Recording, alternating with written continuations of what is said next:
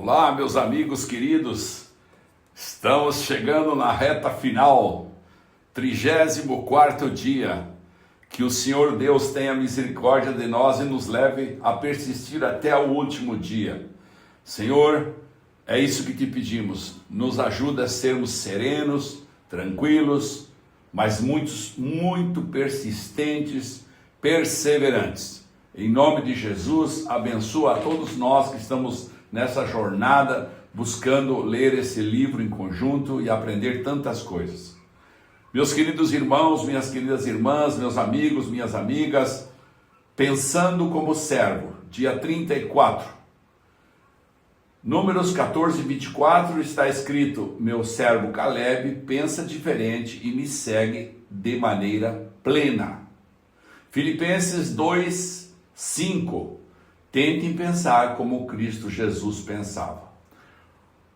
O texto do capítulo 34, do dia 34 do livro Uma Vida com Propósitos, começa dizendo: servir começa na mente. Servir começa na mente.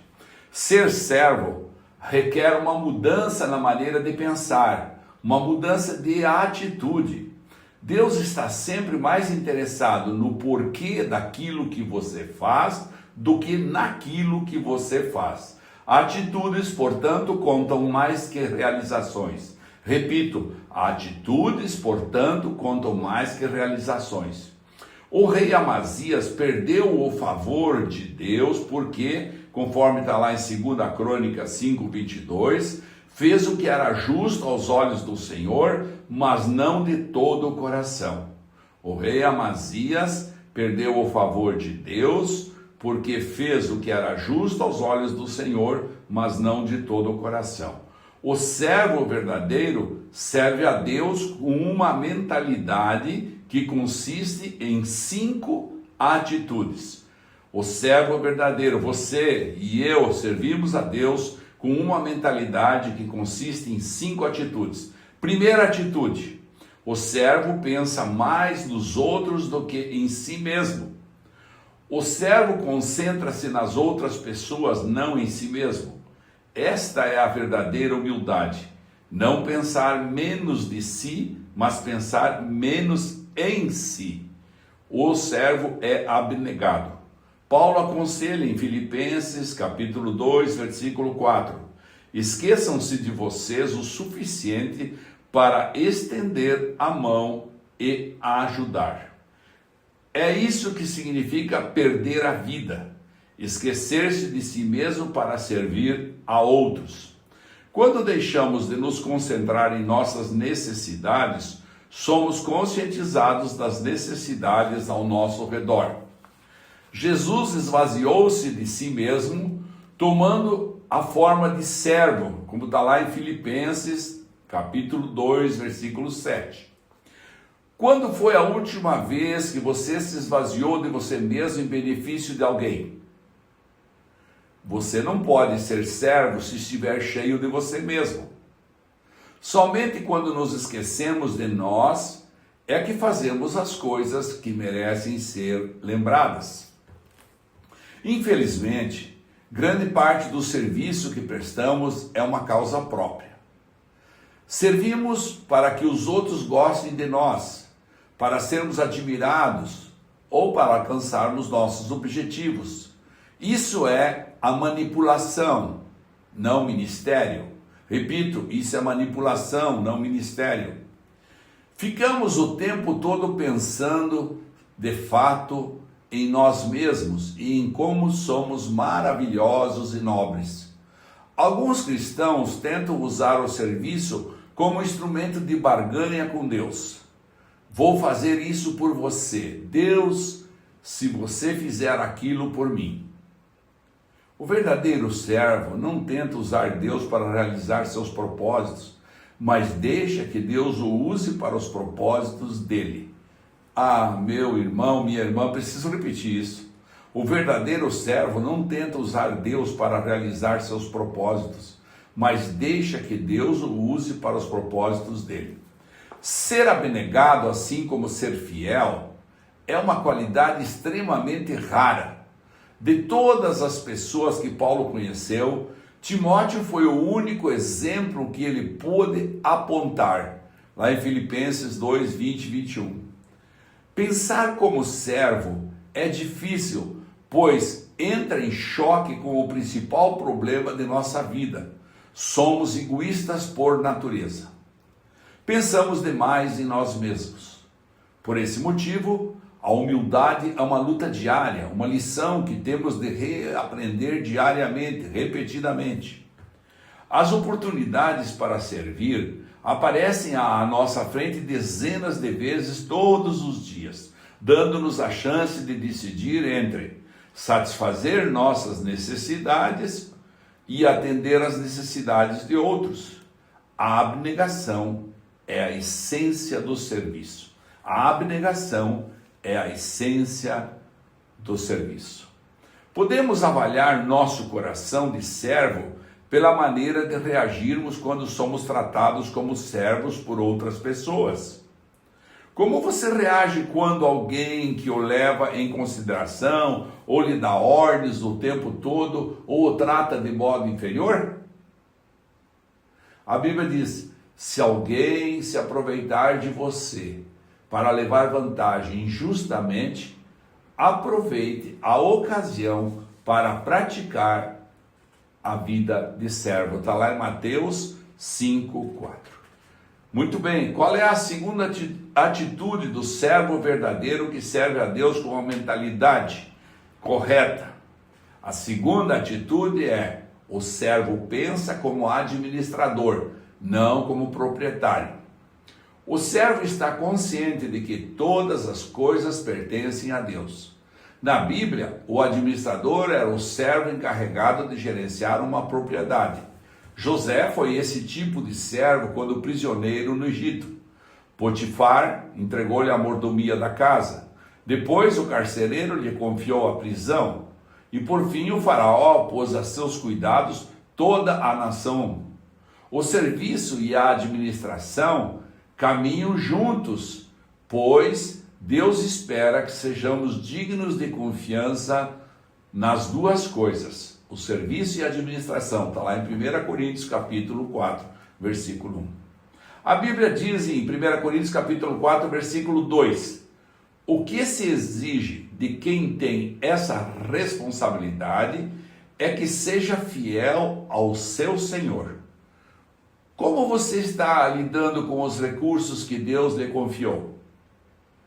Para tornar-se um verdadeiro servo, você terá de resolver a questão do dinheiro em sua vida. Jesus disse em Lucas 16:13, nenhum servo pode servir a dois senhores. Vocês não podem servir a Deus e ao dinheiro. Ele não disse vocês não devem, mas vocês não podem. É impossível. Viver para o ministério e viver para o dinheiro são objetivos que se excluem mutuamente. Qual deles você escolhe?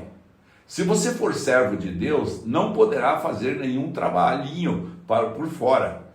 Todo o seu tempo pertence a Deus. Ele exige lealdade exclusiva, não fidelidade de meio expediente.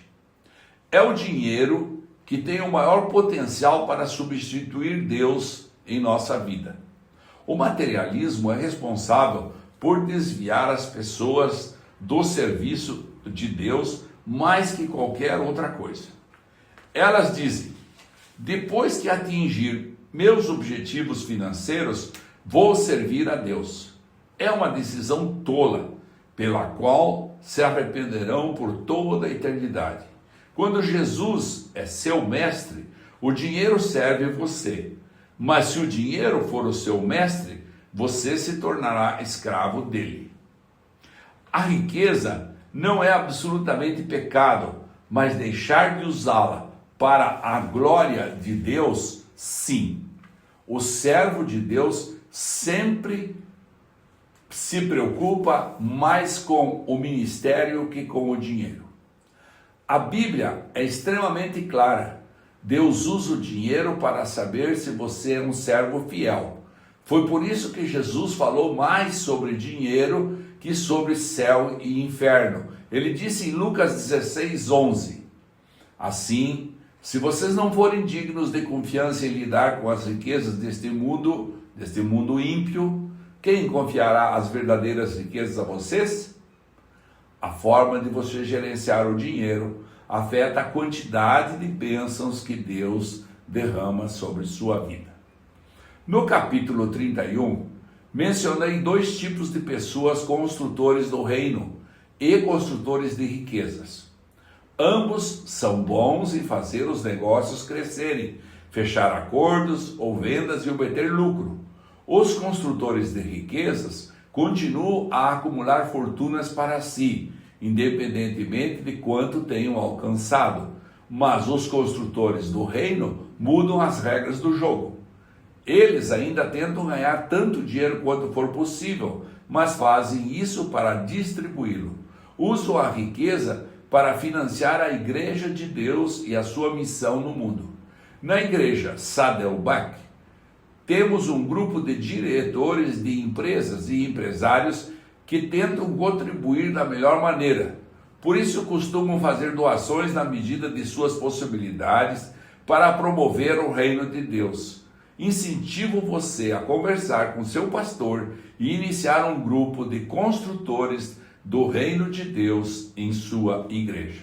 Muito bem, qual é a terceira atitude? O servo verdadeiro que serve a Deus com uma mentalidade que consiste de 5 atitudes. A primeira delas, o servo pensa mais nos outros que em si mesmo. A segunda delas, o servo pensa como administrador, não como proprietário.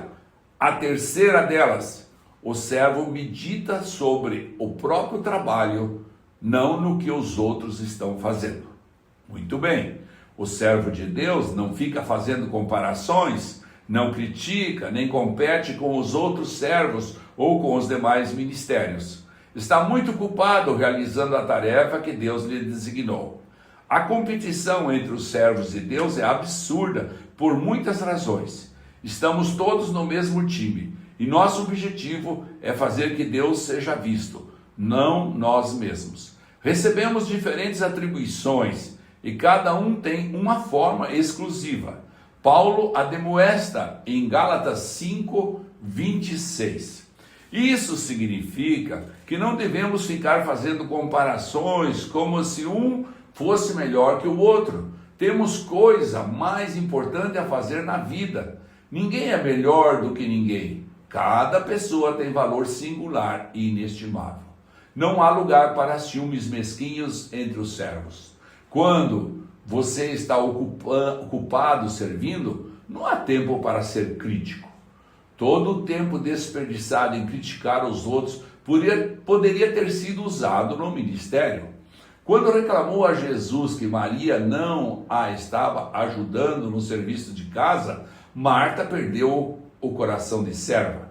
O verdadeiro servo não reclama de injustiças, não sente pena de si mesmo, nem fica aborrecido com os que não servem, apenas confia em Deus e continua servindo. Não é nossa função avaliar os outros servos do Mestre.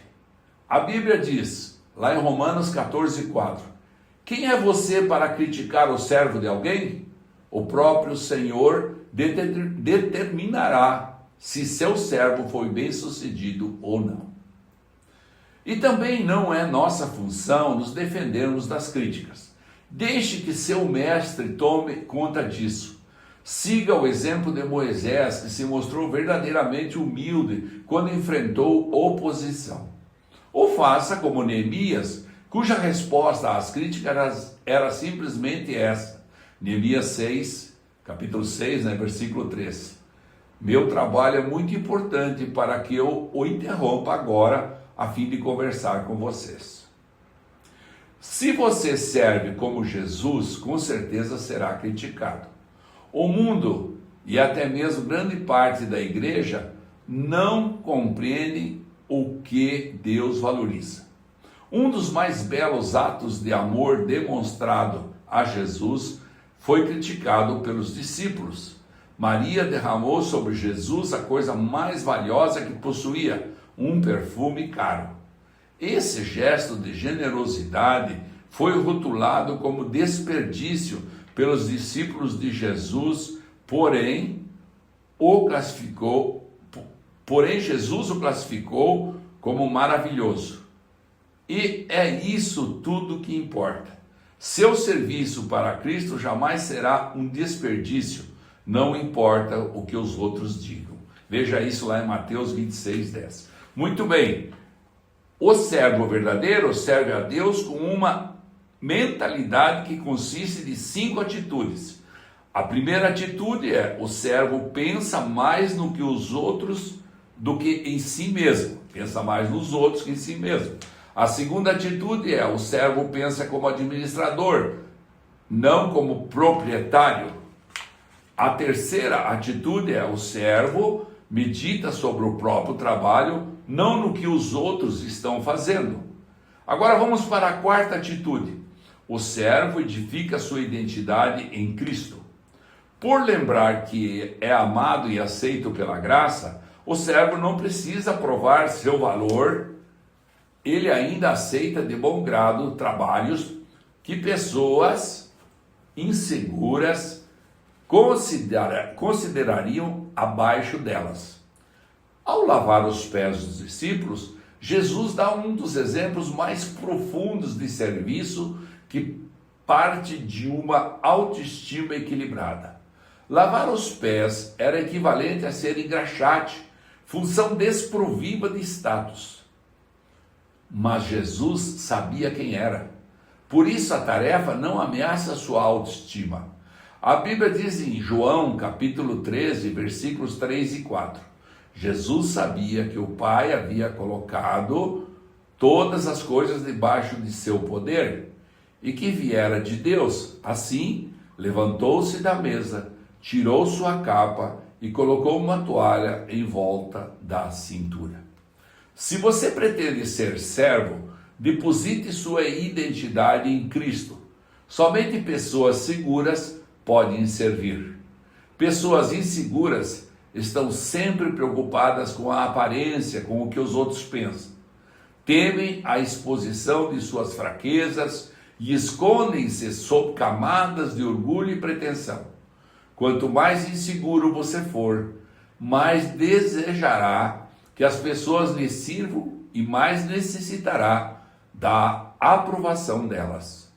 Henry Nouwen declarou: para sermos úteis aos outros, temos de morrer para eles, ou seja, temos de deixar de medir nossa importância e valor pelos parâmetros dos outros. Dessa forma, ficamos livres para manifestar misericórdia. Quando você fundamenta o seu valor e sua identidade no relacionamento com Cristo, fica livre das expectativas dos outros e isso permite que você realmente o sirva melhor. O servo não precisa cobrir a parede com placas e troféus para confirmar seu valor. Ele não insiste em ser tratado por títulos, nem se envolve em mantos de superioridade. O servo considera irrelevantes os símbolos de status e não mede o próprio valor pelo que realiza. Paulo lembra em 2 Coríntios, capítulo 10, versículo 18: você pode gloriar-se de você mesmo, mas a única aprovação que conta mesmo é a do Senhor. Se alguém teve grande chance na vida de se gabar de suas relações pessoais, esse alguém foi Tiago, meio-irmão de Jesus. Ele detinha as credenciais de quem convivera com Jesus na condição de irmão. Ainda assim, na introdução de sua carta, ele se refere a si mesmo como servo de Deus e do Senhor Jesus Cristo. Está lá em Tiago 1:1. Quanto mais próximo você estiver de Jesus, menos precisará se autopromover. Vamos lembrar então, o servo verdadeiro, diz esse capítulo, serve a Deus com uma mentalidade que consiste em 5 atitudes. A primeira atitude, como lemos, é: o servo pensa mais nos outros que em si mesmo. A segunda atitude é: o servo pensa como administrador, não como proprietário dos seus bens. A terceira atitude é: o servo medita sobre o próprio trabalho, não no que os outros estão fazendo. E a quarta atitude que acabamos de ler, o servo edifica sua identidade em Cristo. Agora vamos para a quinta e última atitude descrita neste dia, nesse capítulo 34. O servo considera o ministério uma oportunidade, não uma obrigação.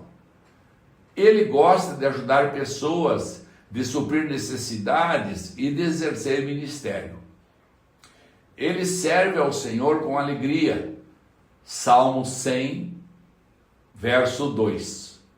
E por quê?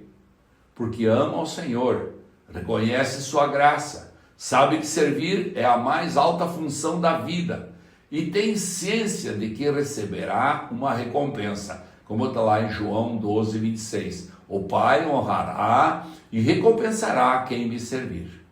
Paulo acrescenta em Hebreus 6, 10. Hebreus não é Paulo, né?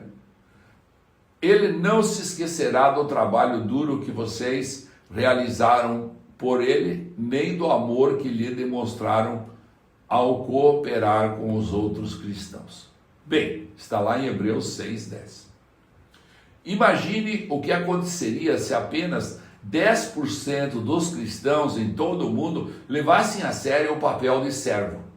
Imagine todo o bem que poderia ser feito. Você está disposto a ser uma dessas pessoas? Não importa a sua idade, Deus vai usá-lo logo que você começar a agir e pensar como servo. Albert Schweitzer declarou: entre todos vocês, as pessoas realmente felizes são aquelas que aprenderam como servir. Muito bem, meus irmãos, se finda aqui o capítulo do dia 34. Pensando sobre meu propósito de vida. Qual é o tema para a reflexão? Para ser servo, preciso pensar como servo. Melhor que isso, para ser servo, devo pensar como servo. O versículo para memorizar é: seja a atitude de vocês a mesma de Cristo Jesus. Que está lá em Filipenses, capítulo 2, versículo 5. Seja a atitude de vocês a mesma de Cristo Jesus. E a pergunta para pensarmos até amanhã, que será o dia 35. Pergunta para meditar. Normalmente preocupo-me mais em ser servido ou em achar maneiras de servir a outros? Hein, meu irmão, minha irmã? Normalmente você se preocupa mais em ser servido ou em achar maneiras de servir a outros? Essa é a pergunta para pensarmos. Muito bem, meus irmãos, encerramos aqui então o capítulo 34, lembrando dos 5 pontos essenciais que precisamos observar. Diz assim: o servo verdadeiro serve a Deus com uma mentalidade que consiste em 5 atitudes, lembra? A primeira delas, o servo pensa mais nos outros do que em si mesmo. A segunda delas, o servo pensa como administrador, não como proprietário. O servo está consciente de que todas as coisas pertencem a Deus. A terceira delas, o servo medita sobre o próprio trabalho, não no que os outros estão fazendo. E a quarta, o servo edifica sua identidade em Cristo, faz para Jesus. E a quinta, o servo considera o ministério uma oportunidade de servir e não uma obrigação. Pense até amanhã. Preocupo-me mais em ser servido ou em achar maneiras de servir os outros? Para ser servo, devo pensar como servo. Pai querido, em nome de Jesus, ao encerrarmos a leitura desse capítulo 34 do livro do Rick Warren, Uma Vida com Propósitos, que me faz eu entender para que eu estou aqui na terra, nós queremos orar a Ti, pedindo bênção sem medida para cada um de nós que estamos nesse grupo, pedindo que o Senhor abençoe com paz, com alegria, com serenidade a todos aqueles que estão perseverando até nesse dia e irão conosco até o fim. Em nome de Jesus. Amém.